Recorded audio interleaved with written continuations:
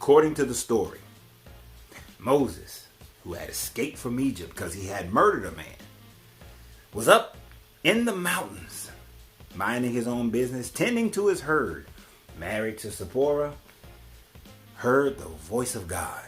The voice of God said, Moses, go into Egypt and tell Pharaoh to let my people go. And according to the story, when Moses asked the question, who shall I say sent me? And the voice said, tell them I am that I am sent you.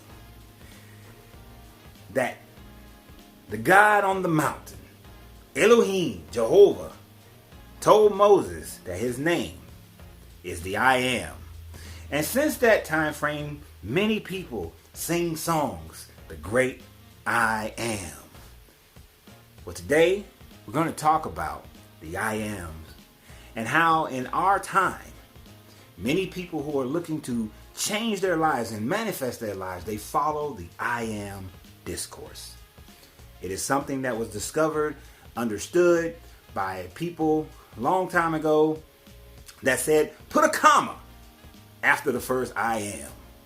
So that it is I am. Pause. That I am. Well, I'm your coach, Renz. We're going to talk about the 360 degrees of your life. I want to thank everybody for joining me on this channel. Thank you for participating by purchasing from Uncle Renz Popcorn. Absolute best gourmet popcorn you can hope to receive.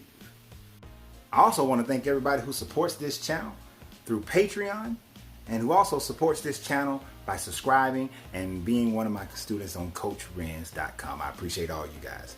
So, this story about Moses and going on top of the mountain and being on top of the mountain, he was told that I am has sent you. Many people today have taken that and put the comma in between and say that the I am speaks to the nature of who you are. So today, while I was doing my I am discourse, I was thinking about the fact that many people don't fully grasp the power of this. So I wanted to take a few moments to discuss this with you if you don't mind. You see, psychologists have known throughout history and time that whatever you tell yourself that you are, it truly is who you are. Now, the problem is, in every religion, you have been told that you are greater than the sum that you give yourself, that you are the children of God. You are, the children of the Most High. You are the sons and daughters of God. You are in reflection of God. You are a special creation of God. You were molded by clay. You were molded by sand. The breath of God was breathed into you. The Spirit of God dwells inside of you. That in the same way that God creates, you create. That you have the power to utilize the hermetic laws of mentalism and correspondence and vibration, cause and effect, polarity, gender, rhythm. That you have all those same power. That you will do greater things than those who have come before you. You are the child of the Most High. And let me bring that to earth for you guys a little bit. My mother worked 2.5 jobs to take care of me, my brother, and my sister. She was often tired, but she provided a roof over our head, food in our household when she could. She provided clothes on our backs and the opportunity for us to go to school in a better environment than if she only worked one job and we lived in the projects. The effort she put forth made us deserving, because we were her children, of the environment that we were in, the house that we were in, the clothes we had, the food we had, the opportunities that we had. Us being her children for the work that she put down made us deserving of that. Now, how we treated it is totally different. Whether we treated it great or we treated it poorly was dependent upon us. Now, according to every teaching, you are the children of the Most High. You are the children of God. You are the descendants of kings and queens. But yet, you treat your dominion as if you are undeserving of it, and therefore, you don't receive what it is that it has for you. The reason why you do this is because the world has pulled the wool over your eyes.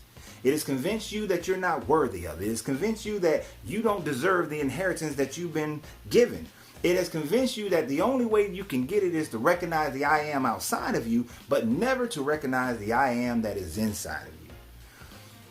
I honestly believe that the writers of the Hebrew Bible, that when they put in there that he said the I am that I am has sent you, I believe that the idea was for the children of Egypt, the children of Israel at that time, according to the story in Egypt, were supposed to recognize who they truly were. I think that's the allegory of the story, that the children of Israel, who were away for 400 years, I believe, forgot who they were when they first came with Joseph, and when Joseph in his Technicolor suit jacket, when they first came and Joseph welcomed them, they was going from the famine, they knew who they were, but over the history, they forgot who they were.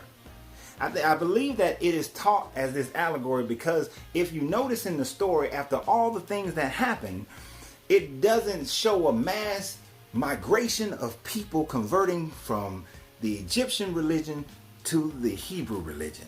You don't see that. You see it says some, but you don't see a mass conversion, because I believe the story was trying to tell you as an allegory who you are, to remember who you are. I mean, if truth be told, he could have easily said, well, who is it that I'm supposed to say that sent me? Tell him that Yahweh sent you. Tell him that Jehovah sent you. Tell him that Jehovah Rapha sent you. There had already been a list of names that El had already described himself as. So if there's already a list of names that El has described himself as that the Hebrew people would remember and they would know, then he could have easily told Moses, tell him that El sent you.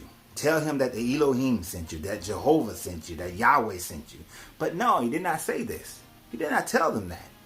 He said, tell them that the I am, that I am, has sent you. That the I am inside of you must be reborn for you to recognize the captivity and the mental captivity and the emotional captivity and the spiritual captivity that you've been caught up in. That you got to remember yourself. And I believe that the writers wanted the people to get this understanding of recognizing who they are. And that's why in the story, they spend 40 years walking around the desert, which really only should have taken them 2 days. I don't know if you've ever looked at it. I've been in that area. I've walked around the Sinai Peninsula. I've been to Israel. I've been to Egypt. And the truth be told, it'll only take you 2 days to get from Egypt to Israel. 2 days of walking, but they walked for 40 years. And if you look at all the stories, almost every story is an allegory for the people to remember exactly who they were. And it wasn't until the whole generation of those who had came out of Egypt remembered who they were. If you look at the story, no one who came out of Egypt survived to go into the promised land. Not one. These were all the children of those people. These were the ones who were born in the wilderness, grew up in the wilderness, and then went into the promised land. None that were born in Egypt, according to the story, went into the promised land.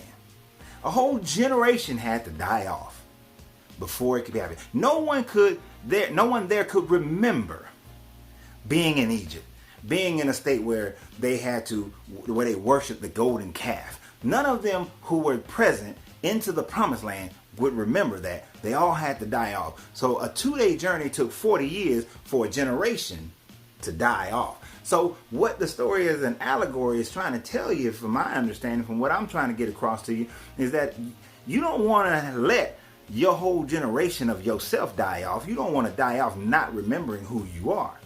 You got to start to know who you are right now. And one of the ways we do that is to understand what the I Am Discourse is trying to tell you. When you say that to yourself, that I am feeble, that I am stupid, that I am crazy, that I am poor, that I am broke. When you say that I will never have happiness, I will never have joy, I will never have a husband, I will never have a wife. When you say that you are all these things that brings about that has a negative connotation, then your expectation in life is to have that, is to be that. In that story, the children of Israel said, Your God has brought us out here to die in the wilderness. We could have been safe with the Egyptians. Now, here's the point of that. You are living in misery. Sometimes when you got to go out and you got to change who you are, you got to stop that negative thought. You got to stop that negative talk. You got to stop putting yourself in those positions to be around negative people, the people that make you feel low, the people that talk bad about you, the people that hold you down, the people that keep on telling you that you're not going to amount to nothing.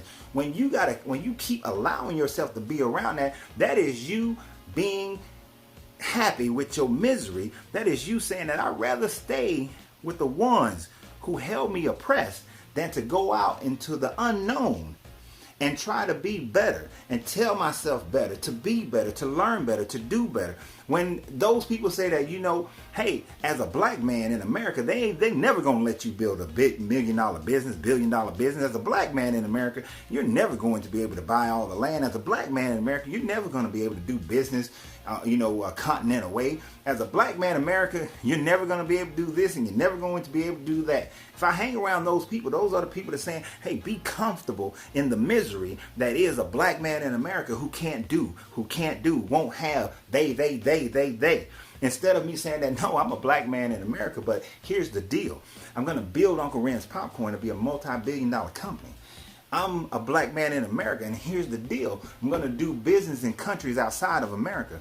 I'm a black man in America, and here's the deal. I'm going to buy more land than my family has ever owned and anybody I've ever known has owned. Here's the deal. I'm going to raise up a generation that comes after me of my family that continues to grow and build wealth to the Rockefeller level. Here's the deal. I'm going to inspire millions and millions of people to be able to change their lives and become something greater than they've ever been before.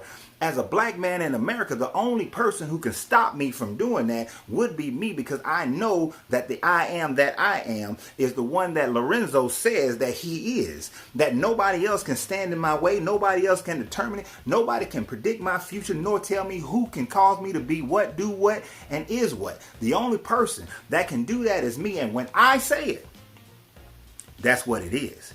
When I believe it, that's what it is. And more importantly, when I live it, that's what it is. Because many people will sit around and say, yes, I am a king, I am a queen, I am a strong black man, I am a strong black woman, I am a provider, I am a seed layer, I am a cultivator, I am a weed puller. People will walk around and say all kind of great things about themselves, but when you look at their activities, are they living it? Are they living it? Can't tell you how many times I've talked to people who follow a book, a Bible, a Quran, a Vedic, a Torah, who follow, a Bhagavad Gita, follow a Tao, but they don't live it. What's the point of following it if you're not going to live it? You follow the philosophies. I'm a Stoic. I'm a this, I'm a that, but you're not living it. When you live it, then you know it, then you believe it, then you can speak it, then you'll be it, and when you're being it, that's when it happens. That's when it happens.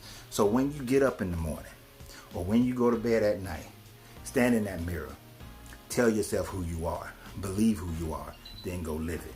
When you do that, life will be grand. And then you'll free yourself to be yourself, because your greatness is non-negotiable.